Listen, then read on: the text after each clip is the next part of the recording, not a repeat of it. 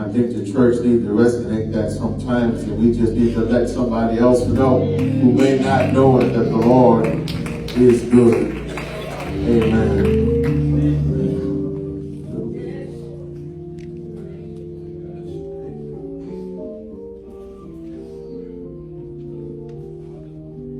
God. I want to go to the book of Joshua at chapter 5.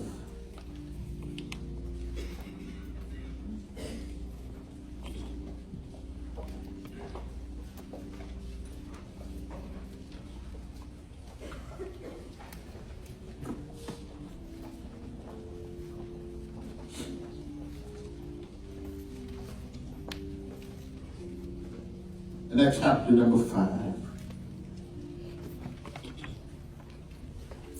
I want us to look at verses 13 through 15.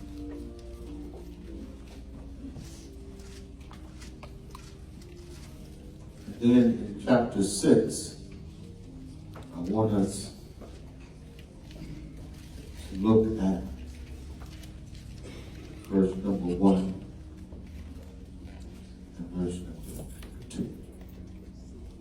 When you find this, say amen. Amen.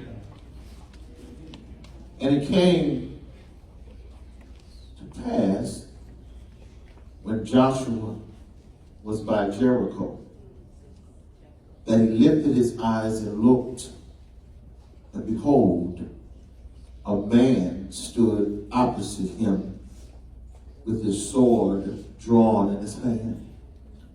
And Joshua went to him and said to him, "Are you for us, or are you our adversary?" So he said, "No, but as commander of the army of the Lord, I have now come." And Joshua fell on his face to the earth and worshipped. And he said to him, "What does my Lord say to this servant?" Then the commander of the Lord's army said to Joshua, "Take your sandal off your foot, for the place where you stand is holy." And Joshua did so. And then at verses 1 and 2 in the next chapter, now Jericho was securely shut up because of the children of Israel. None went out and none came in. And the Lord said to Joshua, "See, I have given Jericho into your hands, its king and the mighty men of valor." And so I want to talk about today, with the help of the Holy Spirit, and of course with your prayers today, I want to talk about winning the war before the battle begins. Winning the war before the battle begins. You may think already, where am I going with this message today? How does this message become relevant to the times for which we live? And I'm glad you're asking me these questions, because I don't mind answering them in a way that I think will make sense. We're living, we have to pay attention to it, Pilgrim. We are living in a time that spiritual warfare is on the rise. But it's not anything that we should be afraid of. Not even something we should run from. Because the choir reminded of something today, and I remind you again, that whenever we are faced with spiritual warfare, it is time to pray like we have never prayed before. I say it all the time when I preach. I say that we are living in perilous, messed up, dangerous, confusing times. But then I also want to almost remind you again that even though we're living in these days, especially I call them the last days, I call them the days of weeping and gnashing of teeth. I call these the days that trusting God had to be real. I call these the days that trusting God becomes the order of the day. I can still know that in whatever I will go through in life, that the Lord has to be my constant. And if that will be my truth today, and it will be my truth today, and I look at spiritual warfare, I look at the fight, the battles that we actually deal with on a daily basis, I just want to help you to understand that we've already won the war. Yes, yes. And we won the war before the battle has begun. It is interesting, this text brings us to Joshua this morning. And what I want you to understand about this particular text is that the Lord had given to the children of Israel a few things that I want to bring to light that brings us to this moment in history where it says that the children of Israel had been delivered from bondage. The children of Israel who had been in captivity were now set free. There were a few obstacles along the way because it says that along the way after captivity, they met up with what I call their Red Sea experience. It was a time in their lives that becomes very clear to me that they had to come to a conclusion that the Lord was able. Yes. They had to come to a conclusion that no matter what it looks like before you, that the Lord would and will deliver. Yes. It was at the Red Sea, where it says that Pharaoh, who had allowed them to be set free, had changed his mind. His heart had been hardened. The Bible declared that as they were set free, as they were now on their way to the promised land, they met the Red Sea. At the Red Sea, it says that they could not move forward because they were in front of them, the Red Sea. But they also could not go back because the enemy had changed their minds and the enemy was now on their trail. It also said that around the time and around the place of the Red Sea, there was also impassable deserts. Matter of fact, if they tried to change direction quiet, guess what? It says that if they changed direction, they would truly die. But not only were there unpassable deserts, that if they would go in the opposite direction, there were mountains they could not get through. They couldn't climb them, they couldn't go through them. Not only were the mountains there, but in the mountains were more enemies. And the only thing that they had in front of them was the Red Sea. But look at the miracle in the text, because the text says that the Lord has spoke to Moses. Yeah. And the Lord told Moses, tell the children of Israel to do what? Move forward. The children of Israel did not see the miracle before the miracle happened, but they saw the miracle when the miracle did happen. Because the Bible declared that at the Red Sea, the leader Moses, all he had in his hand was a rod. And he lifted up his rod over the Red Sea. And the Bible says what? The sea opened up and divided itself. Well, I want to just help a few people to understand. No matter what the circumstance may seem to be, no matter what it looks like, it may look like a Red Sea. But how many of you know today that the Lord will open it up? Amen. The Lord will allow you to go through it. But I want you to pay attention to something that happened before the Red Sea. The Lord told Moses, speak to the children of Israel. Not only tell them to go forward, but he told them, stand still, set yourself, and see the salvation of the Lord. He said, set yourself, stand still, and see. Set yourself. Yes. Stand still, plant your feet, and see the salvation of the Lord. Because the enemy that you see today, oh, I wish I had some shouters in here. You will see them again no more forever. Because the Lord is going to fight for you. Yes. And all you have to do is what? Hold your peace. And when they understood what the Lord was actually telling them, it was the miracle that says, you're going to win the war before the battle even begins.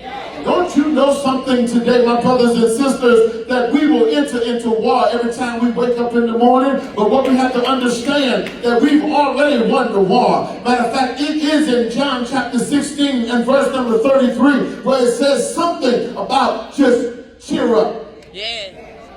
Why? Because it says, in this life, you will have tribulation. But be of good cheer. Why? Because Jesus said, I didn't say it. Jesus said, what? I have overcome the world. You need to understand, we need to understand, it says we can win the war before the battle begins. Now you're asking me, what's the difference between the war and what's the difference between the battle? What are you talking about, Reverend Stevens, when you said you're going to win a war before a battle begins? Circumstance of the war is that there's planning in the war. Things are set up in the war. The armies are set in the war. But the battle does not begin until the fight starts. When you begin to use weaponry. When you begin to use your voice or your mouth, your tongue, which is a weapon of mass destruction. What you say, Rev? I say your tongue is a weapon of mass destruction. Because sometimes what we say out of our mouth is worse than using. All right, y'all got it.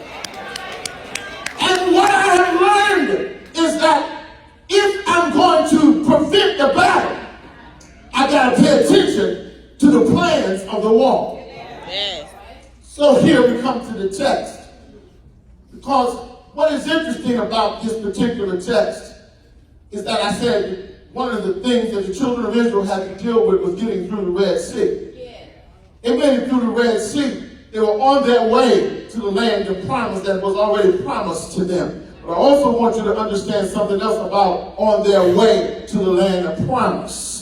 There were some complaints along the way. And some of the same complaints that exist within God's church today.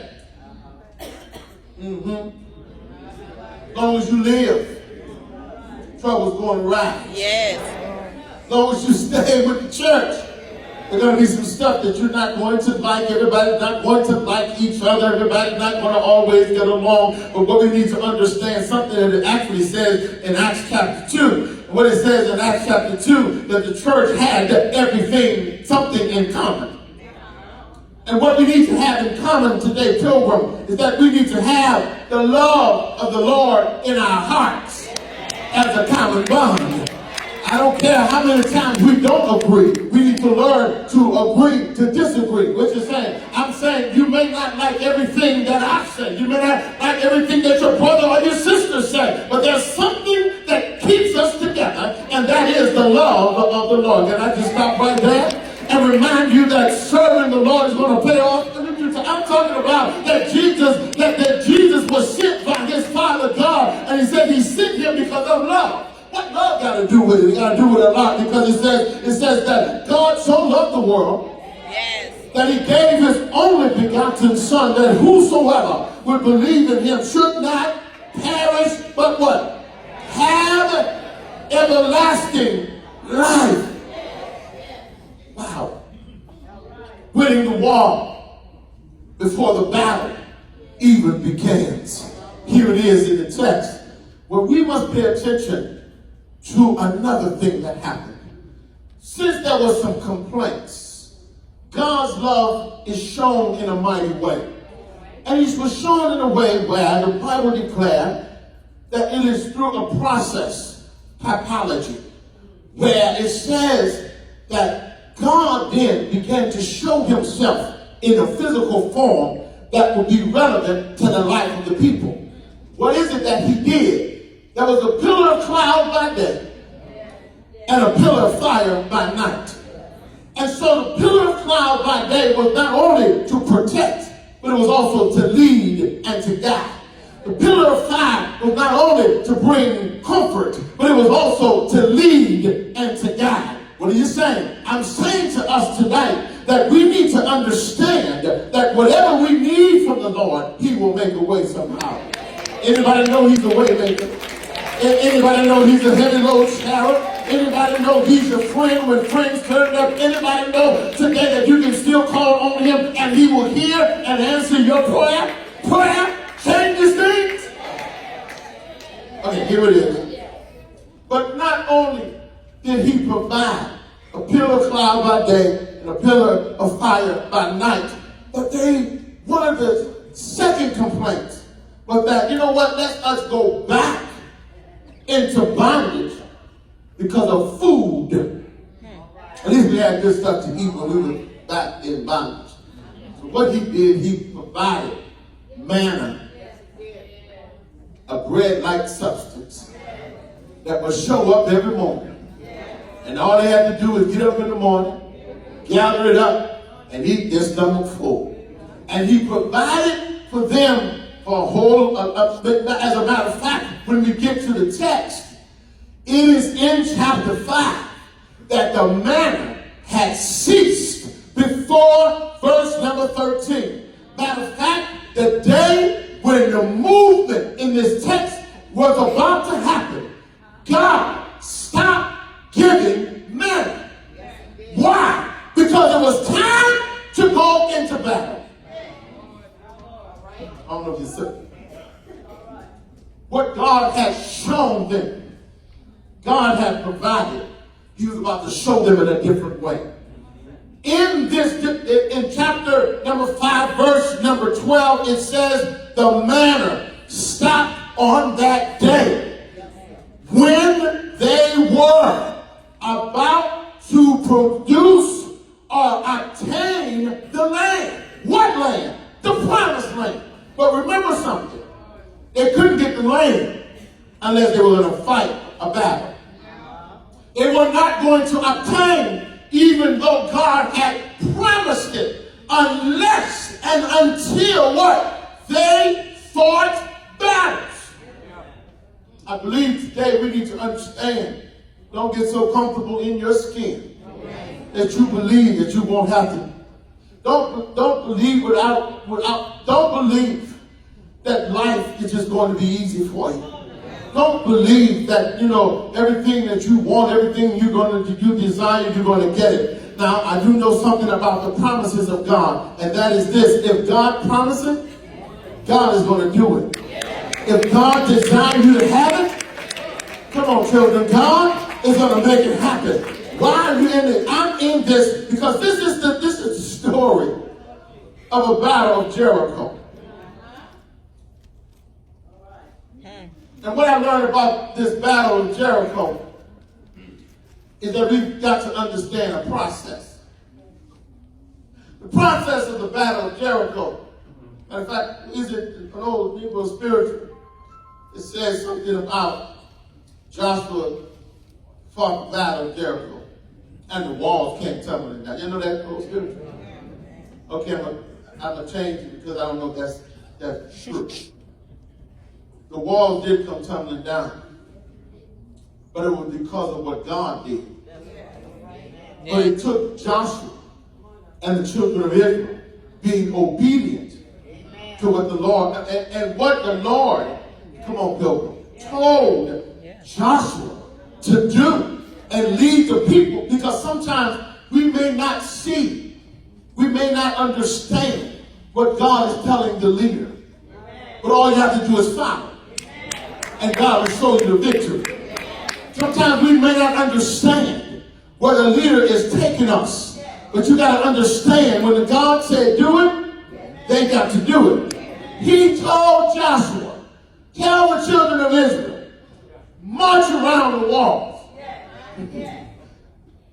Don't fight. Don't throw a punch. Don't tell nobody anything. They just go march around. I wish you hear me. Yeah. And sometimes what the Lord tells us to do may not make sense to us. But if God said do it, we have to do it. But we have to do it according to how he says do Do it. it. Because they had to line up